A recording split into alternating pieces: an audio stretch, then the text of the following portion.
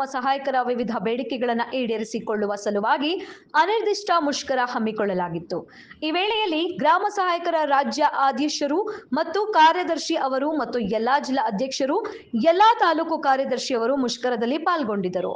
ಈ ವೇಳೆ ಕಂದಾಯ ಇಲಾಖೆಯ ಕಾರ್ಯದರ್ಶಿಯವರು ಸುನಿಲ್ ಕುಮಾರ್ ನಾಯಕ್ ಸರ್ ಗ್ರಾಮ ಸಹಾಯಕರ ಮುಖ್ಯ ಬೇಡಿಕೆಯಾದ ಗ್ರಾಮ ಸಹಾಯಕರನ್ನು ಡಿ ದರ್ಜೆಗೆ ಸೇರಿಸಿ ಸೇವಾ ಭದ್ರತೆ ಒದಗಿಸಿ ಕನಿಷ್ಠ ವೇತನ 27,000 ಮಾಡಬೇಕು.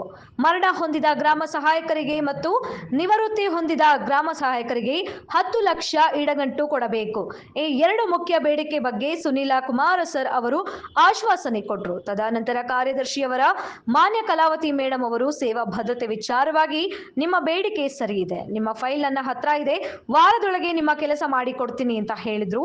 ನಂತರ ಎಲ್ಲಾ ಗ್ರಾಮ ಸಹಾಯಕರು ಮಾನ್ಯ ಕಲಾವತಿ ಮೇಡಮ್ ಅವರ ಮಾತಿಗೆ ಗೌರವಿಸಿ ಮತ್ತು ನಮ್ಮ ರಾಜ್ಯದ ಆದರ್ಶರು HN ದೇವರಾಜ್ ಅವರ ಮಾತಿಗೆ ಮುಷರವನ್ನ ಹಿಂಪಡೆಯಲಾಯಿತು.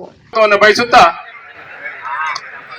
ಎಲ್ಲ ಗ್ರಾಮ ಸಹಾಯಕರಿಗೂ ಸಹ ಒಳ್ಳೆಯದತಿ ತೋರುವ ದೀಪ, ಅಚ್ಚೇವು ಕನ್ನಡದ ದೀಪ, ಅಚ್ಚೇವು ಕನ್ನಡದ ದೀಪ, ಕರುನಾಡ ದೀಪ, ಸಿರಿನುಡಿಯ ದೀಪ, ಒಲವೆತ್ತಿ ತೋರುವ ದೀಪ, ಅಚ್ಚೇವು ಕನ್ನಡದ ದೀಪ.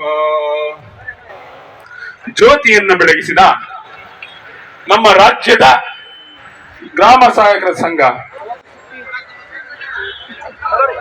ಈಗ ಬಾಬಾ ಸಾಹೇಬ್ ಅಂಬೇಡ್ಕರ್ ಸಾಹೇಬರಿಗೆ ಪುಷ್ಪವನ್ನ ಅರ್ಪಣೆ